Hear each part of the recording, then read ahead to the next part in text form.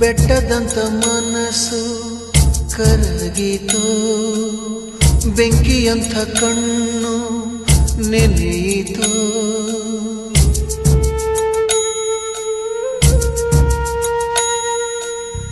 ಕಲ್ಲಿನಂತ ದೇಹ ಕುಗ್ಗಿತ, ಕಲ್ಪವೃಕ್ಷ ಒಣಗಿ ಹೋಯಿತು.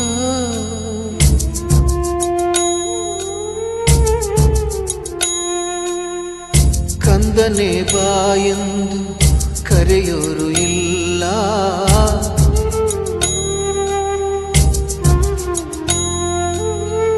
ಕಂದನೆ ಬಾಯೆಂದು ಕರೆಯೋರು ಇಲ್ಲ. ದುಃಖಿಸಿ ನೀ ಅಳಲು ಮಡಿಲೊಂದು ಇಲ್ಲ.